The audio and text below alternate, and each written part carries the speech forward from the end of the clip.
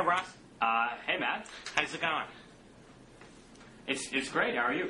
I'm pretty good. I'm just realizing that when I was going over this in my head, right before we started, I had sort of devised a lead-in to talk about liberaltarianism, but actually we're supposed to do the Iraq study group first. So now I don't really know what to do. Well, why don't we just start talking about the Iraq study group, which is out, everybody's buying it, it's going to solve all our problems, right? Yeah? Yeah, something like that. Well, at least it was, it was widely anticipated as a solution to, if not substantive problems, at least to political problems for one or both parties and maybe to save the country as a whole. I'm not sure that's really proving to be the case now that we see it.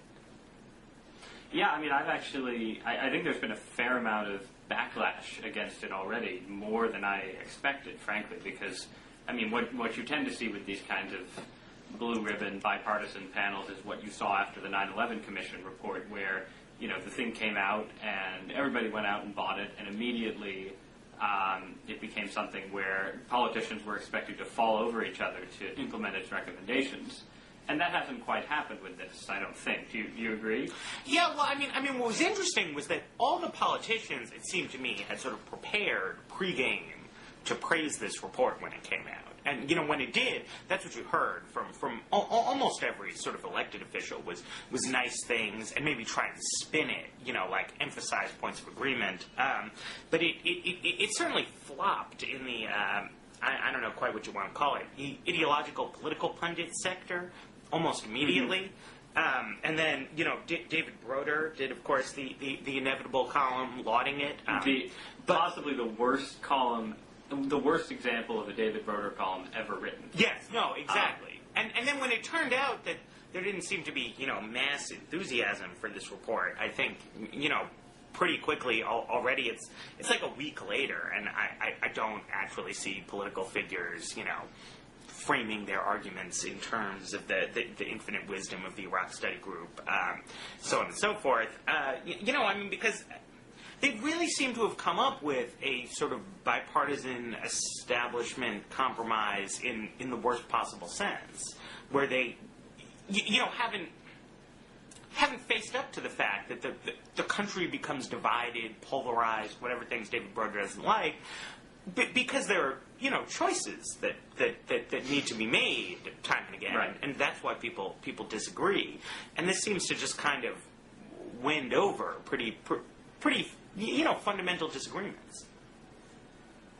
Yeah, the Broder column argued that, this was a great good thing because it was a case where Republicans and Democrats had agreed and come together, and at one point one of the commissioners didn't agree with something and they found a way to find agreement, and this was a lesson for us all. And absent in the Broder column, of course, was any discussion of the substance of the thing. And as you say, when you get to the substance of the thing, one, there's an awful lot of bets hedging. I think it was Fred Kaplan and Slate, I'm not sure who pointed out how many times the term could kept appearing, like the U.S. could do this, Iran should do this, these, which are in many cases nice ideas. It would be nice, for instance, if the Iranians would help us out with Iraq.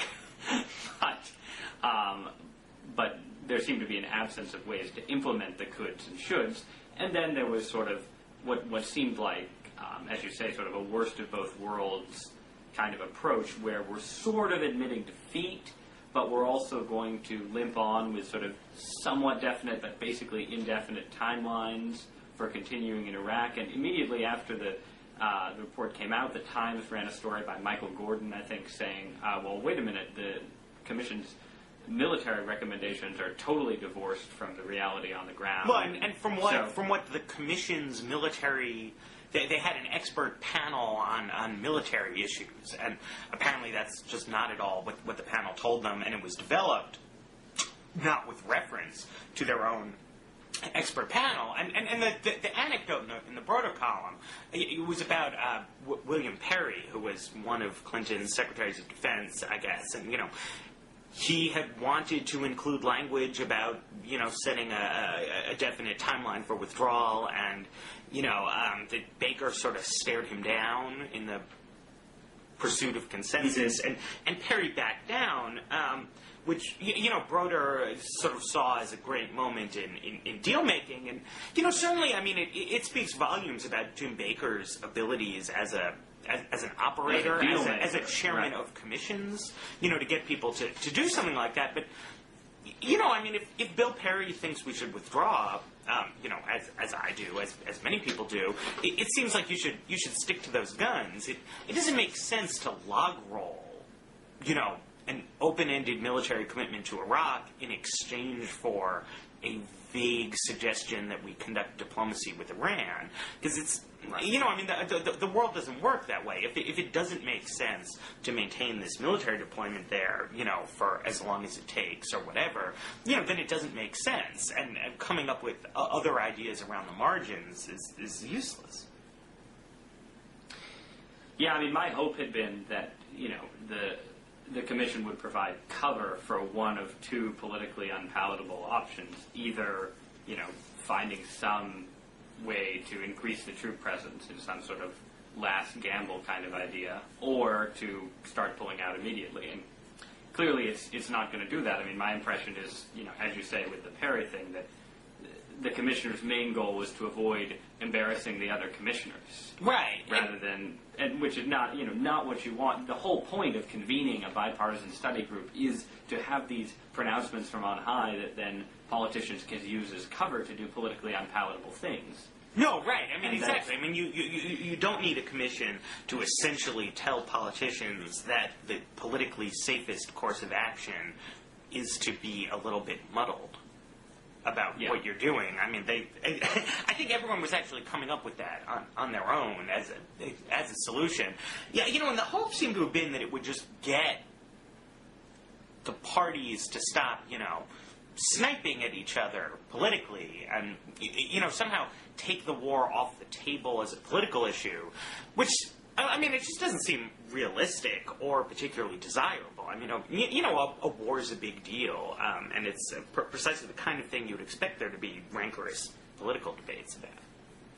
Well, and I think, I'm curious to know what you think, but I think this is a political win, in a sense, for George W. Bush, actually. I was sort of surprised, based on his track record, that he had convened a panel like this in the knowledge that, as with the 9/11 Commission, it could get out of hand and he could be sort of forced into doing things he doesn't want to do. But I think what's actually going to happen is that now Bush can cherry pick from the report's recommendations and come up with his sort of new approach in Iraq, whatever that may be. And then what I think you'll see is a lot of prominent Democrats are then left sort of defending the entirety of the report, which effectively takes withdrawal off the table. I think it gives Bush some breathing room, in that it suggests that it'll make, when he comes out with his own new strategy review, as long as it includes some of the elements of what the report suggests in terms of training and so on and so forth, it'll add a little bit of plausibility that I think otherwise would be missing to the idea that this is genuinely a new strategy. Fundamentally, though, I mean, I think in a lot of ways that the impact will be the reverse of the intended impact, which is that coming up with this kind of report has, I think, demonstrated how little there exists in terms of finding a centrist compromise, so that you had Tom Friedman in his recent columns saying what you had said before, which was that unless there's going to be this, either there should be a gigantic commitment of new resources, or we should leave immediately. And then Friedman said, well, we can see from this that there isn't going to be the gigantic new commitment, so now we need to go. I thought that was a pretty good analysis of the situation, and also telling, coming from, someone like Friedman, who's the kind of guy who would be inclined to be favorable to a moderate compromise solution. Yeah, no, I think in the long run, as it spins out, Bush will be increasingly isolated. But I also think that, and the sort of stay the course mentality in general, will be increasingly isolated by this report's failure to come up with sensible ways to stay the course. But that said, what I was sort of kind of expecting from this report, what I thought was, if there's any way that the U.S. is going to pull out of Iraq before the end of the Bush administration. Yes. This report will provide the catalyst for that. Right. No, I don't think that's going to happen in that sense, and means that in practice the administration can keep on administrating. Right. All right. Well, should we move on? Yeah, as with all things Iraq, there's sort of a limited number of things to say about it, and all of them are bad. So maybe we should talk about sort of a good idea, or well, actually, I don't think it's a good idea, but maybe, and I doubt that you do either. But a lot of people seem to be taken with it. This idea that the next realignment in American politics should be an alliance between liberals and libertarians, which would thereby transform libertarian from the worst political label in the English language to the second worst, and the new worst would be liberaltarian. Yes. Well, yes. I mean, it's a bad word, as I think everyone agrees. This is an idea, I think whose time has come, because personally, I moved to town in 2003, sort of. Near the height of manic Bush-style conservatism running things, and quickly fell into a social group that contains a fair number of professional libertarians and, Cato I believe we call them the DuPont Circle libertarians. Right, so to speak. And, I've always gotten along rather well with them, despite some friendly joshing, so on and so forth, because, we could agree that George W. Bush was like a really bad president, and that the sort of most prominent political causes that American conservatism was pushing, gay marriage bans, invading other countries, this kind of thing, was stuff that we didn't like. And I've grown concerned now that the Democrats have some measure of political power that basically my poker game is going to be ruined because, I don't want to have like arguments about free trade and so on and so forth, ruining my game. So liberaltarianism, is the answer. The question is it really the political answer to anybody's problems, which I think is more dubious. Well, it was suggested by Brink Lindsay from the Cato Institute in a New Republic piece, and Lindsay's a ferociously smart guy. And the piece was, it was a smart piece in certain ways, but as you said, I had a hard time sort of seeing what was really terribly new about it. I mean, he sort of said what we know already, which is that libertarians who are most concerned about lifestyle issues should already be voting Democratic, because clearly the Democrats are the party of lifestyle libertarianism. And then he tried to sort of lay out a place where liberals and libertarians can come together on economic policy. And frankly, it seemed to me like a more or less great deal for the libertarians and a not particularly great deal for the Democrats. I mean, the things that he was suggesting that, Democrats should make the centerpiece of this renewed alliance were all things that Republicans are already in favor of, like moving to a consumption tax, for instance, and,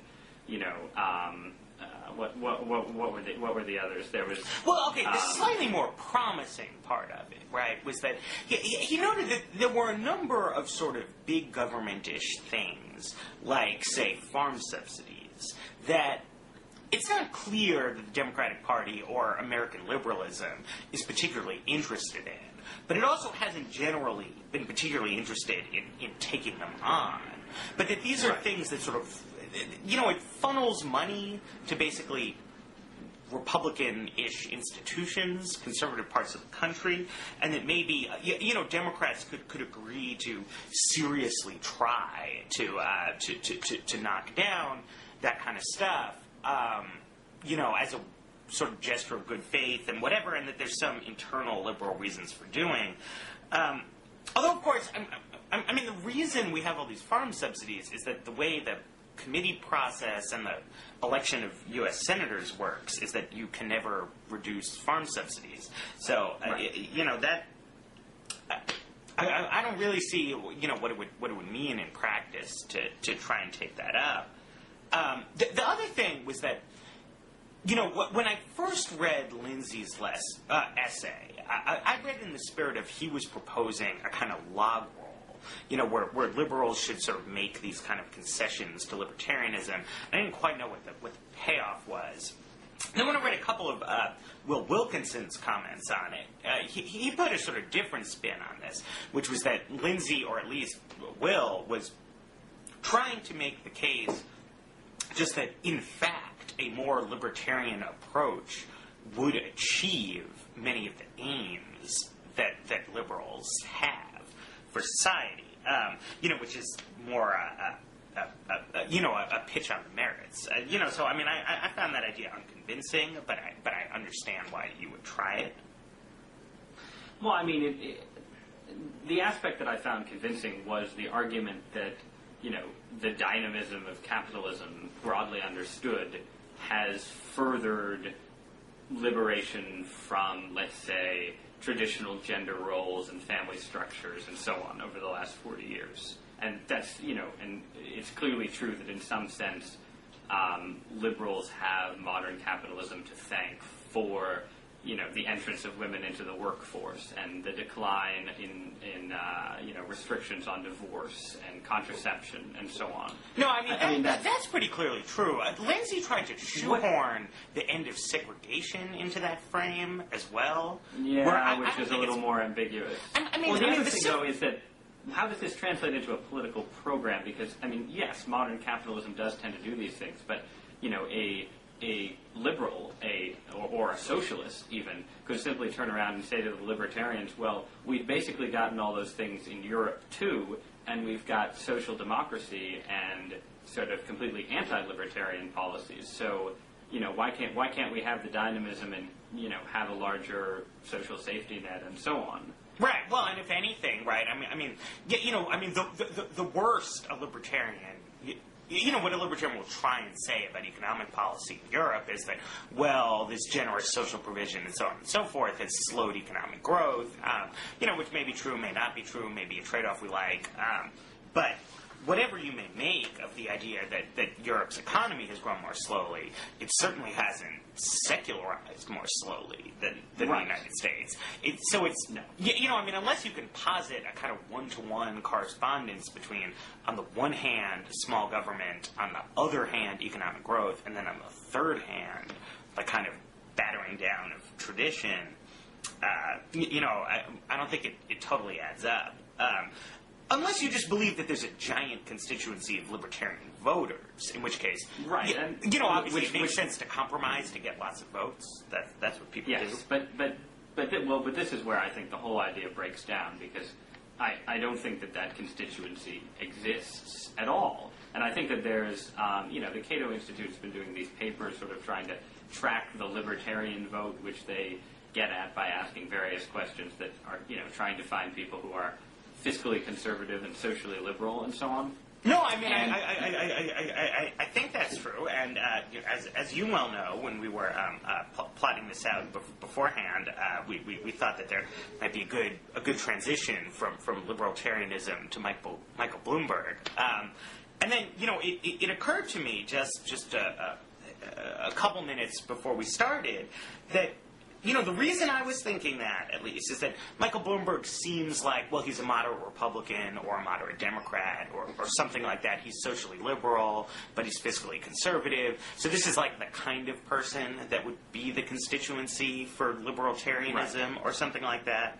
But what Bloomberg says, if I was giving my hasty read of the New York Magazine article correctly, is that the thing he was proudest of his time in New York was the smoking ban that he implemented. Right. And, that's... Yeah, no, there are some issues there for the libertarians. Right. And the thing is that... But, insofar as there is a constituency for, fiscally conservative, socially liberal governance, that constituency also is the constituency for things like smoking bans, bans on trans fats in food, that kind of sort of highbrow paternalism. There's that. There's also the fact, I think, that a lot of the people who, the Cato Institute in its polling data sort of clumps into the libertarian vote are people who really have very simple political beliefs. They want low taxes. Right.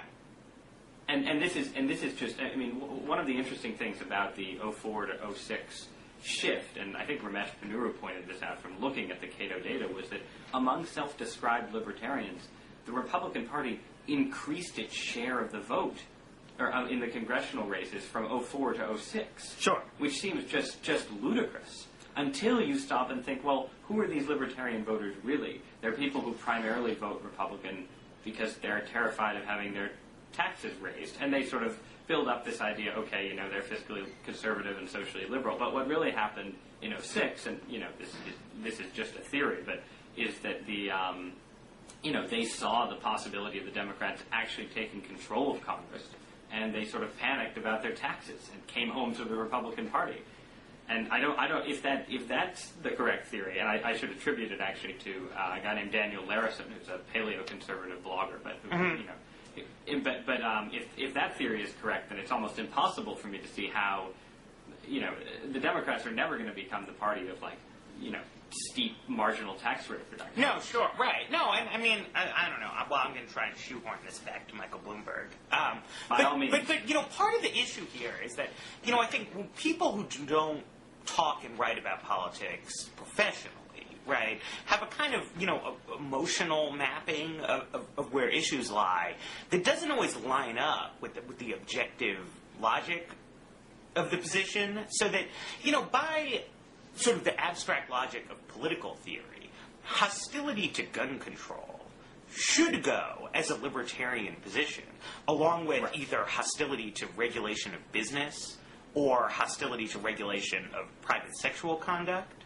But in practice, gun control, you know, a la Rudy Giuliani, a la Michael Bloomberg, is a socially liberal position, like support for gay rights or abortion rights, because, you know, in just normal people's worldview, there's a cluster of, you know, values and cultural practices in which gun ownership is part of traditionalism in America, and restrictions on gun ownership are associated with, you know, urban liberalism. Right, and well, and one of the things that's going on there is that urban liberals live in a culture where, you know, crime is generally higher than elsewhere in the country, and it's natural to associate gun ownership with law breaking, because that's a correct association in, you know, in the Bronx. Sure, right. For I mean, instance. because nobody's going to go hunting big game on 34th Street. If you're walking around Manhattan with a gun, it's like to shoot people with. And, you know, and that plays differently in different parts. Don't of the I know country, it? Where there's other things you could do. But wait. So, yeah, Bloomberg. Back to Bloomberg. See, I had assumed that the idea was that he was going to run as a Republican, and I hadn't actually read this article because that seemed laughable to me. But it turns out to be saying he should run as a third-party candidate, which is in some ways more laughable, but I think it would be fun because he does have enough money that he would get, like, some votes. Absolutely. And a non-trivial third-party candidate has the benefit, from a political observer's point of view, of making the electoral college map much more wide open. It's true. Although I think, well, I mean, it would be interesting to see what would happen. My gut would be that, in terms of overall numbers, a Bloomberg candidacy might take more Republican votes than Democrat votes, but it would actually end up taking them primarily in states that are safe for the Democrats anyway. So the Republican vote for president in 2008 would go down in Connecticut, New York, California, and Massachusetts because people would vote for Bloomberg. But nationwide, this would actually hurt the Democrats because, you know, in swing states, Bloomberg would take more votes from the Democrats. That's just a sort of half-cocked theory, but I think it's possible. I mean, I don't know. My true theory, I think, is that it would be kind of unpredictable, and you know, I mean, I'm assuming he wouldn't do particularly well. I don't think there's like a large yearning for this agenda out there. I mean, the article itself, you know, tries to make the case with the vague gesture to, at this time of disgust with both major political parties. But I think that the era of disgust with both major political parties has existed since the 1860s. You know, and has never let a third party candidate win anywhere. But I mean, I do think that the main effect would just be to make many states much closer than they might otherwise be. Right. Well, like which ones, though? Well, so that, for example, New Jersey, right, which was a swing state once upon a time, but has really become pretty solidly Democratic as, culture has come to sort of dominate American politics more and more. And I think that there are a lot of people, living in New Jersey who maybe voted for Ronald Reagan, but then have been voting for Bill Clinton, Al Gore, John Kerry, so on and so forth since then, but who might, in fact, vote for Michael Bloomberg, thus making it close again. No, I agree. I just have a hard. What are the red states though where that a Bloomberg might put in play? Maybe Florida, I guess. Florida, I could imagine. It's not clear. I have only vague and stereotype-driven ideas about what red states are like. Well, let's take a swing state like Ohio, right? Where, and this gets back to the libertarian thing, and maybe one of the reasons the libertarian vote broke more heavily for the Democrats for the Republicans in 2006 is because the Democrats were running campaigns like Sherrod Brown's in Ohio, which are anti-free trade, economic protectionism, and so on. But a state like Ohio, it's hard for me to see how Bloomberg. Well, it's hard for me to see how Bloomberg really affects it, I guess.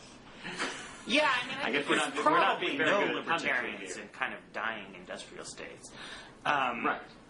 But those are currently the swing states. That's the thing. The swing states are, the border South and the Old Northwest and the Midwest. Right. And those are not states where the Bloomberg message is going to resonate. Wait, I should note something is going terribly wrong with my camera, and it's just zooming in closer and closer and closer, and I can't seem to stop it, and my face is now giant.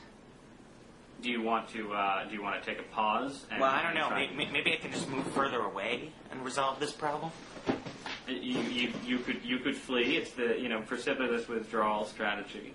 Yeah. Well, no. Wait. Okay. Just hang on. I'm gonna break with Blogging Head's precedent and just stand up and try and fix this. Okay. Yes. I'm holding on. Yeah. It could be awesome for our viewers. All right, zoom back out. It's all part of the the thrill of Blogging Head. Yes, you can watch Hardball or something, and everybody's just sitting there. Well, I was on Larry Kudlow's show one time, and the satellite feed cut out, leaving me incapable of communicating with the studio. So this is a bit like that. Okay, but wait, I'm back on. Okay. Is it doing okay? So wait, Bloomberg. Right. See, he would have relatively little impact in the swing states, but I think he might turn some blue states into swing states. The question is are there any hardcore Republican states that become closer if he gets in the race? I don't actually know what the answer to that is.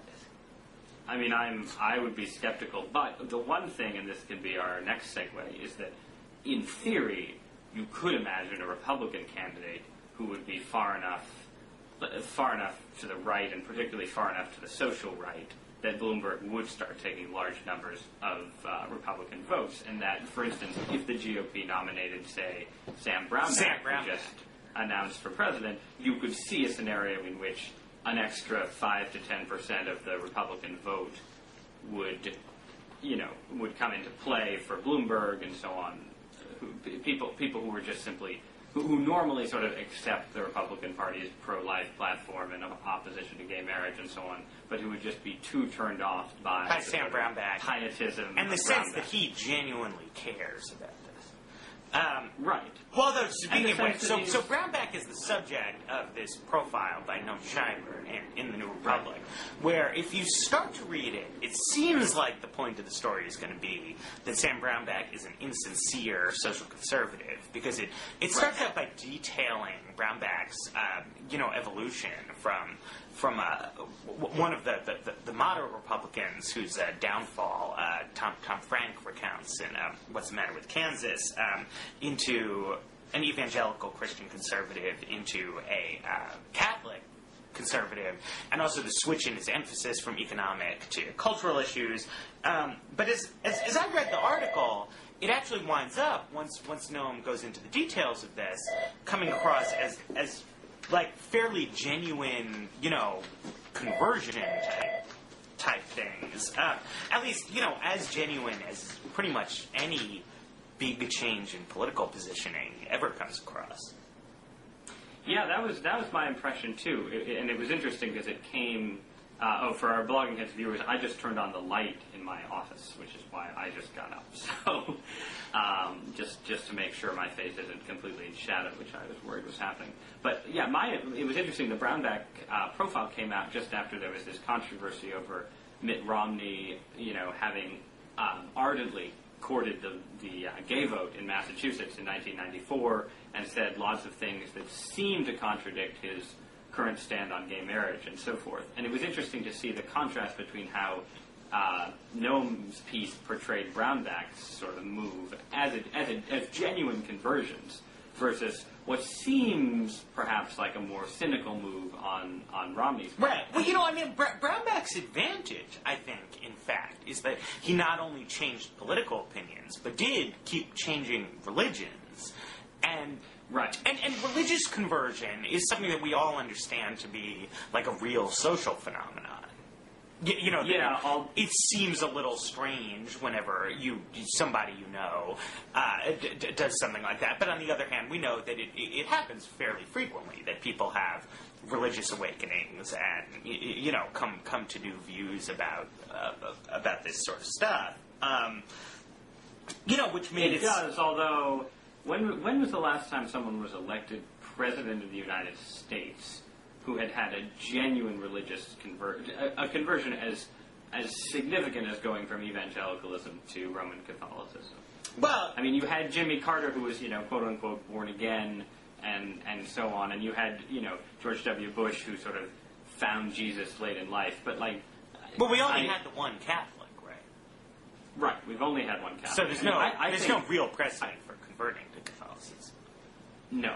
I just think I think the GOP in general would be well served by a Catholic candidate. I think that, particularly a Catholic candidate from a sort of Midwestern or Plains state, because that way you have the sort of appeal to religious conservatism without the sort of, evangelicalism is a mainstream phenomenon, but it's still held in bad odor, I think, in certain respects, in a way that Catholicism isn't. The problem with Brownback is he isn't a cradle Catholic. He isn't a cultural Catholic. He's an evangelical who sort of switched over to Catholicism and still goes to an evangelical service in the afternoon with his wife, I believe. And I think there you're more likely to have voters saying, well, this guy's a little bit weird. Yeah, it's odd. But, I'll say, not being much of a libertarian myself, I kind of feel an affection for the Sam Brownbacks of the Republican Party. I mean, it's not, quite what I would do, but I feel that you have, especially as the sort of Christian right mobilization has matured a little bit. As a set of institutions and practices, more and more people like Brownback who, are trying to ban abortions and whatever else, the classic hits, but have also developed, in Brownback's case, a strong interest in Africa, and not just in Sudan, which, has been a cause for a lot of Christians, but he co-authored a bill to change, funding for disease eradication and foreign aid there. Right. I think it was Dick Durbin he worked with on that.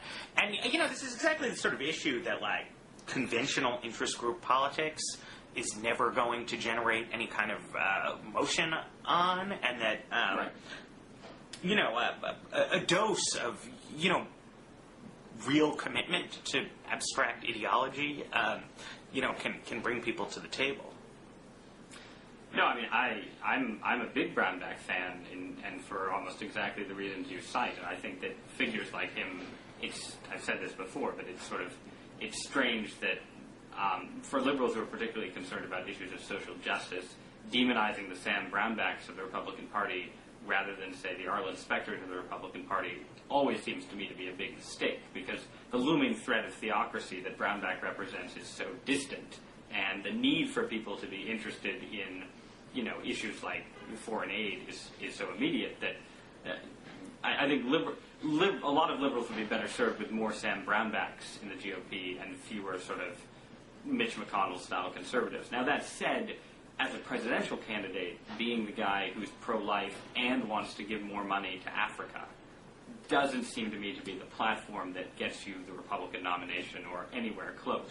No, except, for some reason, as I guess I started to see, kicked around in conservative circles, the Republicans seem to be having a weird amount of trouble getting, like, a plain vanilla conservative Republican candidate in this race.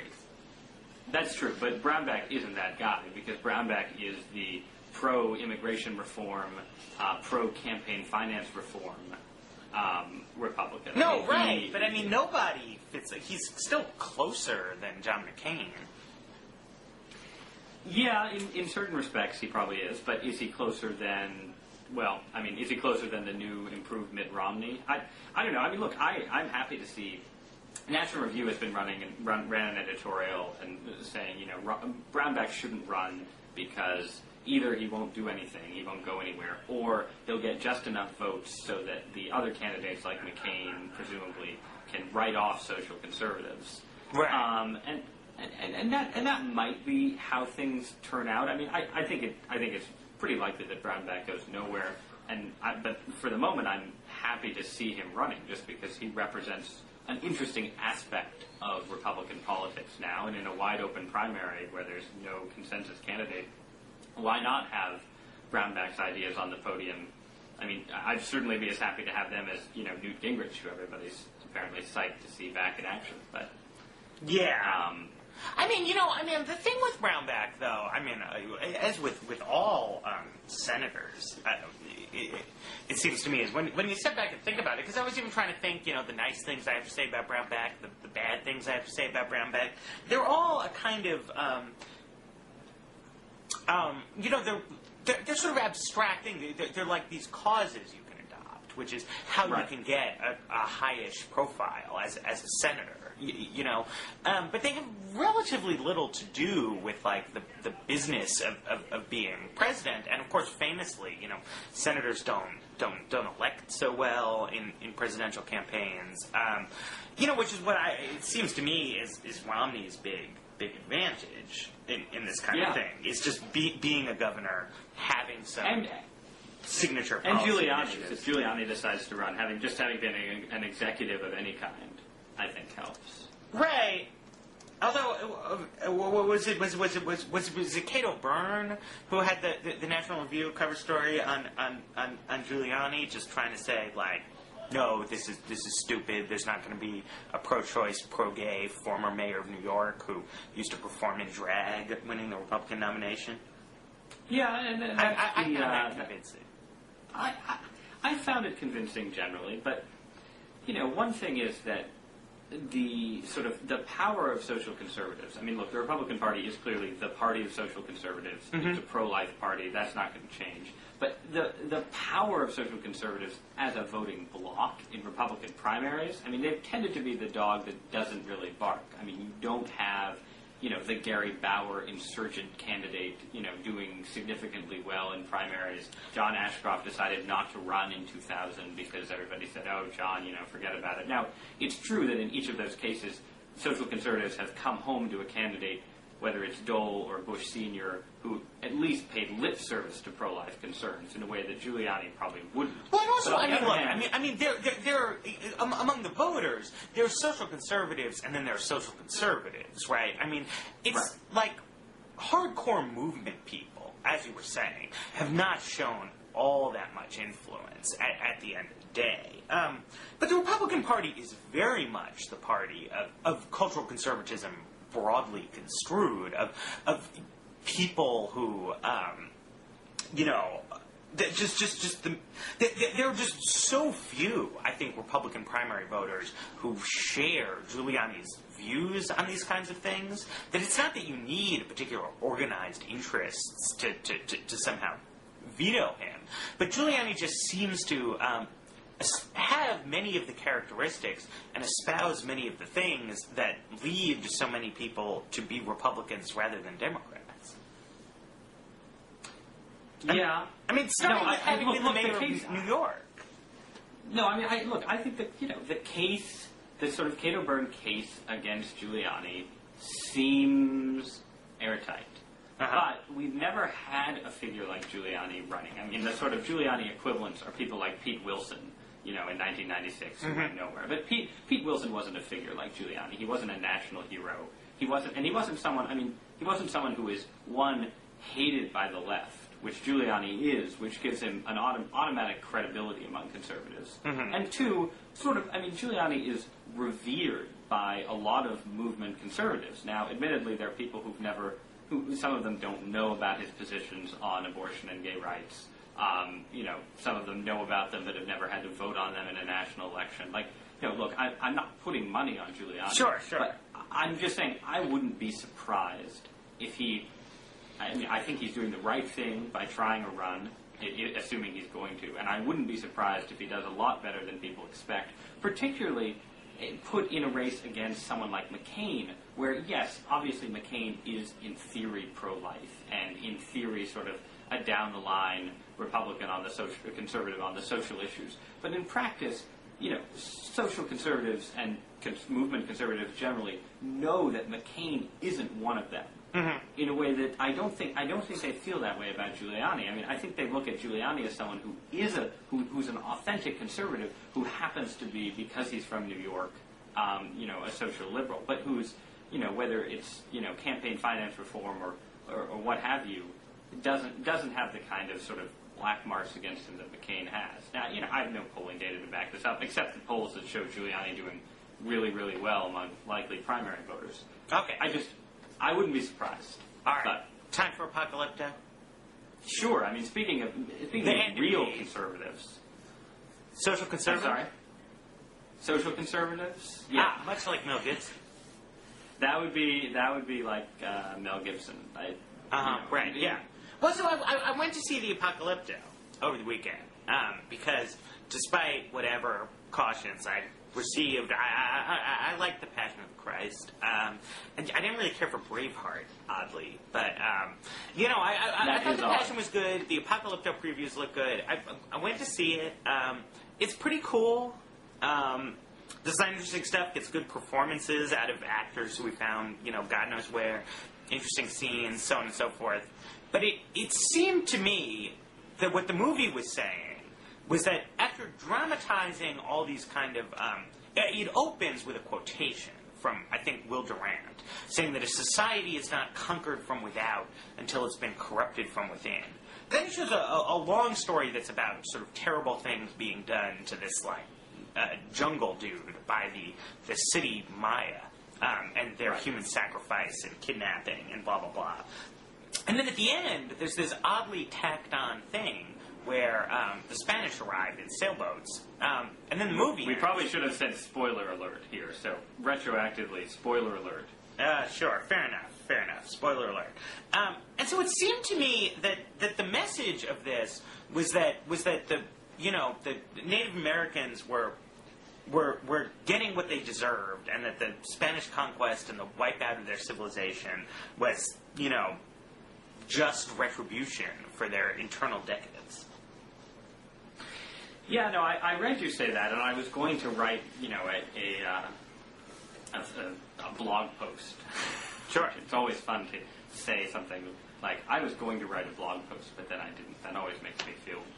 so you're going to die... Really, really, really lame for some reason. But so I was going to lamely write a blog post arguing with you, and I think there are grounds to argue. I mean, I think certainly the movie is not an endorsement of the Spanish by any stretch of the imagination, and the point of the movie in large part seems to be that, pastoral life in the woods is really good, and civilization leads to really bad things. And the other thing that happens at the end, along with the Spanish arriving, is the hero not going down to the Spanish, as his wife suggests, but retreating sort of deeper into the wild, away from both the Spanish and the Maya. And I think you can make a strong case that what Gibson is saying is, the Spanish are here, but they're just going to recapitulate the same sins of civilization that the Maya have committed.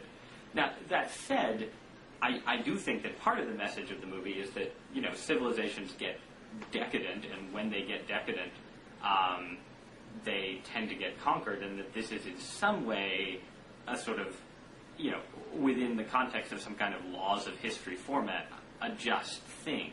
I don't think that counts as an endorsement of, the genocide of the Native Americans. I think it's rather like, if I made a movie about the fall of the Roman Empire, and that was about sort of Roman decadence and ended with, Attila's Huns sweeping in, I don't think it would be an endorsement of the Huns raping their way through Ravenna or Rome or wherever. I think I guess what I'm saying is you should be able to make a commentary on decadence leading to a fall without endorsing the crimes associated with that. Well, I mean, I think you might be able to, but it would depend on the specifics of it, right? I mean, I don't know anything about the fall of the Roman Empire, but my understanding of the decadence narrative there, or what would be a plausible decadence narrative about any kind of collapsed civilization, is that, internal problems weaken the state's ability to organize defenses, weaken the sense of social solidarity, so on and so forth, and therefore you become very vulnerable to attack.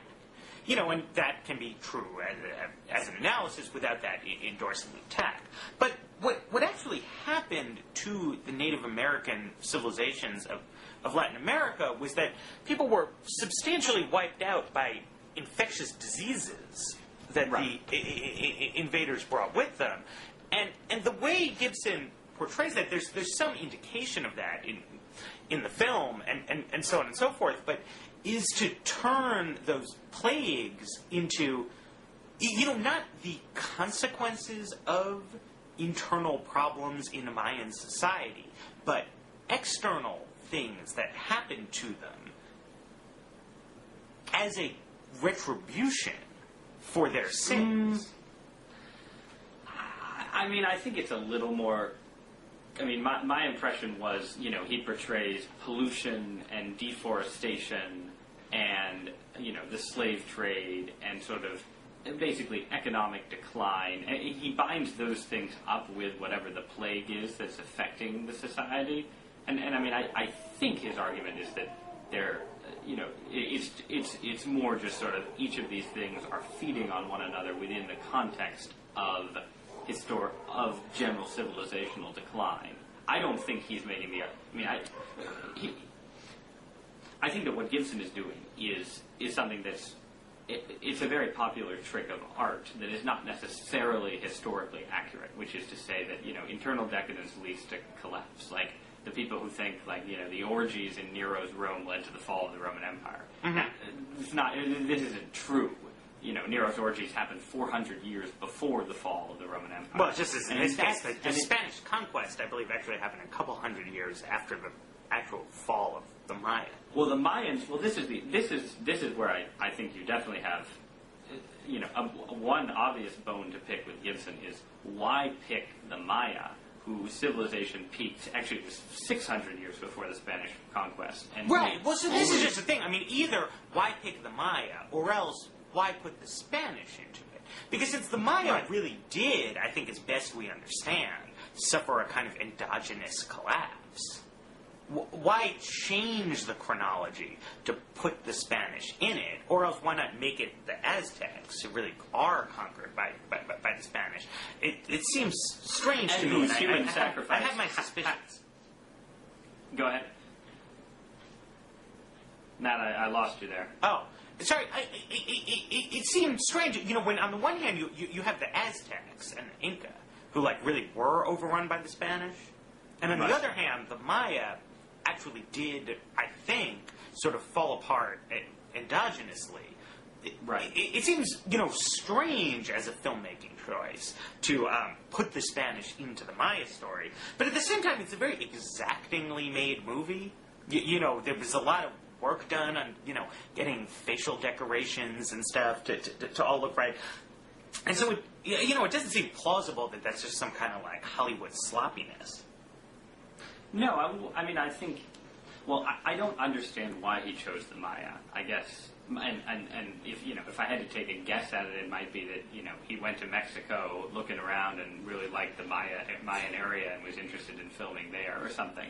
Mm-hmm. But no, I agree. It's the Aztecs seem, for the narrative that he wants to construct, where internal decay leads to decline, but then the Spanish deliver the coup de grace.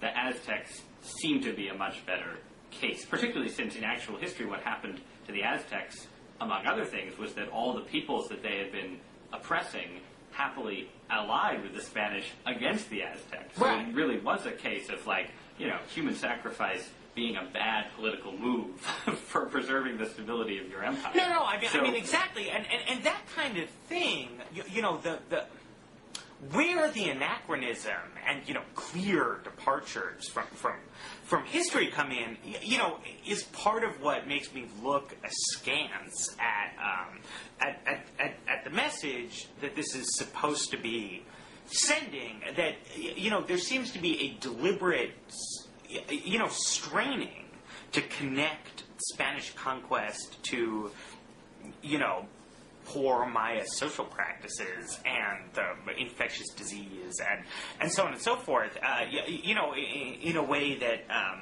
I think supports my reading of this. I mean, especially because, to be clear to viewers who haven't seen it, the Spanish don't actually play a particularly large role in the narrative arc of the movie. They just come in. They come in right at the end.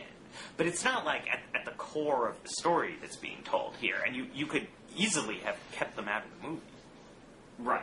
No, I mean, I wonder, actually, if he wrote the movie without the Spanish in mind and then decided that it would be either cool or something that, Western audiences would want to see, to have them show up there at the end. Right. But I do think, I guess I would say I agree with your sense that there is something funny going on here. It's certainly, I don't think, what bothered me about what you said was I thought it implied the idea that, that Gibson is sort of endorsing the Spanish, which I think the movie pretty clearly avoids sort of, the Spanish show up and they're carrying a cross, and, you half expect, given Gibson's Catholicism, to have, the hero go down and kiss the cross and be converted or something. And in fact, there's sort of an explicit repudiation of that in what he does next. It's not an image of the nice Spanish coming to save the Indians from themselves, but it could be, as you say, an image of the Spanish, who are possibly bad, being a badness that was somehow deserved by the existing badness. Right. If that's a distinction that makes sense. Well, all right. I think I should go soon. Okay. I think we've settled all. We should probably wrap this up. I just point out that if people are looking for a film with a completely unambiguous political message, I saw Blood Diamond yesterday, and this will not leave you puzzling over what they're trying to say. I hear that the diamond trade is bad for Africa. It makes Constant Gardener look remarkably subtle. Oh dear. What did you think of Leonardo DiCaprio's South Afrikaner accent? Well, so people think it's ridiculous, but my understanding is that that's how South Africans talk. Right. No, I have not known that many South Africans, and the ones I've known have had very faint accents. So when I saw the preview, I couldn't tell if it was authentic. It seemed laughable, but maybe that's just the fact that Leonardo DiCaprio doing, any African accent seems laughable. So yeah, we'll have to get a South African guy on Blogging Heads at some point and see the accent for real.